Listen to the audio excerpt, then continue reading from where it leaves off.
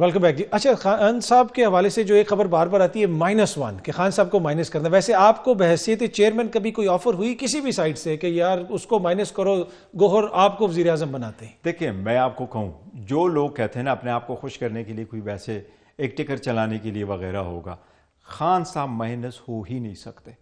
Minus وہ leader ہوتے ہیں جو بناوٹی لیڈر ہوتے ہیں، جو لیڈر نہیں ہوتے اور لیڈر بن کر کے بٹھائے جاتے ہیں. جو لیڈر نہیں ہوتا پبلک سپورٹ نہیں رکھتا اور ان کو بٹھایا جاتا ہے کہ آپ بنو، آپ سیٹ لے لو. وہ سیٹ کی قیمت ہوتی ہے، اس بندے کی کوئی ویلیو نہیں، وہاں آپ کسی کو بھی بٹھاؤ. یہ 28 سال تک خان صاحب نے ایک چھوٹی سی پارٹی سے بنا کے، جس میں وہ اور اس کی فیملی ممبر تھے، چلاتے چلاتے آپ آج دنیا کی چھٹی بڑی پولیٹیکل پارٹی بنائی ہے. اٹس عمران خان. اس کی ساری جڑیں جو ہے نا عوام کے ساتھ ہے. آپ اس روڈوں پہ جائیں، اپنا کیمرہ نکال کے دیکھیں، ہر دوسرا بندہ آپ کو کہے گا نہیں خان صاحب. وہ پوچھتے نہیں. مجھے اگر لوگ کندھوں پہ بٹھاتے ہیں سو دا اونلی ون ریزن اس کہ وہ کہتے ہیں خان صاحب نے اس کو چیئرمین بنایا. دا مومنٹ ہی سیز میں چیئرمین نہیں ہوں تو انہوں نے مجھے کندھوں پہ نہیں بٹھانا.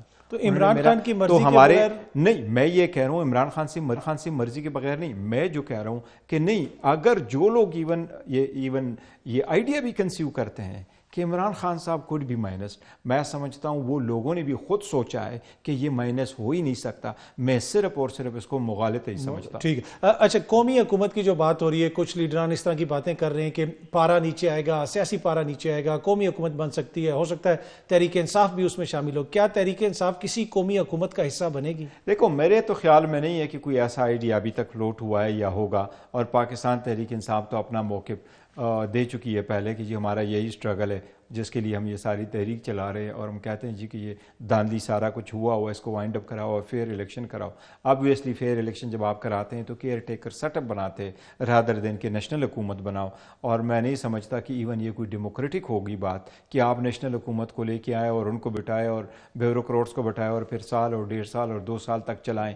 پبلک کی مینڈیٹ، پبلک کی جو الیکٹڈ ریپرزینٹیو ان کے پاس ہونا چاہیے. یہی کانسٹیٹیوشن کہتا ہے. کوئی ایسی میں نہیں سمجھتا. اور پیپلز پارٹی کے ساتھ مل کے بھی آپ لوگ حکومت شہباز شریف صاحب کے حوالے سے فیصل واڈر صاحب نے 1-2 بیانات دیے تو بڑی ایکسائٹمنٹ ہوگی سارے مارکیٹ کے اندر.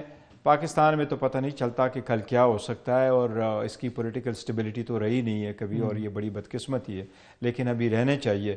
اور یہ جو وقتی بٹیرے آتے ہیں اور چلے جاتے ہیں پھر، یہ نہیں ہونا چاہیے. ابھی لیٹس گورنمنٹ ہے، آپ نے اگر کوئی ایکشن لینے ہیں اور پبلک کے لیے لینے ہیں اور پبلک اسپرٹڈ پرسن آپ نے بٹھانا ہے جو آج بیٹھا ہے، جو یہ سوچتا ہے کہ میرا کریہ بھی ہے لیکن میں پبلک کو رسپانسیبل ہوں، اکاؤنٹیبل ہوں، میں نے ان کے بھی آپ سے اگر کچھ کرنا ہے تو یہ عہدہ، یہ سیٹ میرے پاس اگر ہے ایز امانت تو یہ امانت میں نے پبلک کی گڈ اور انٹرسٹ کے لیے استعمال کرنا ہے. یہ تب ہو سکتا ہے جب اس کے پیچھے عوام کا سپورٹ ہو.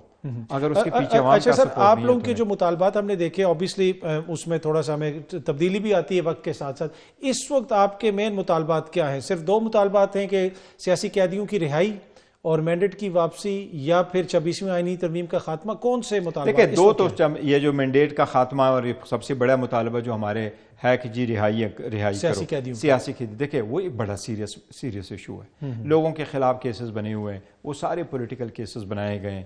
پولیٹیکل کیسز کے سارے حل جو ہے نا اسی طرح پولیٹیکل ہوتا ہے.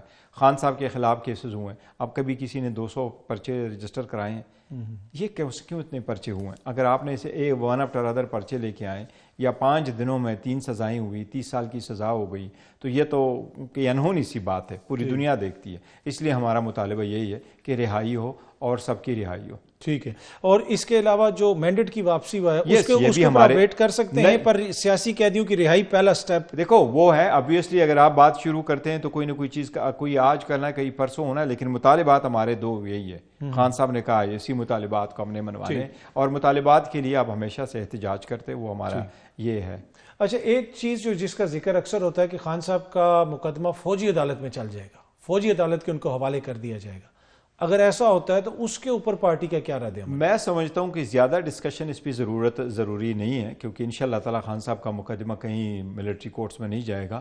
اس لیے سے مناسب نہیں ہے کہ اس وقت اس پہ تبصرہ کیا جائے. ہم نے البتہ ضرور احتیاطاً ایک پٹیشن فائل کر دی تھی اسلام آباد ہائی کورٹ میں، اور اسلام آباد ہائی کورٹ سے وہ پٹیشن ہماری ڈسپوز اپ ہو گئی آن دس گراؤنڈ کہ حکومت نے خود آ کے کہا کہ کوئی ایسا ارادہ نہیں ہے. ٹھیک ہے.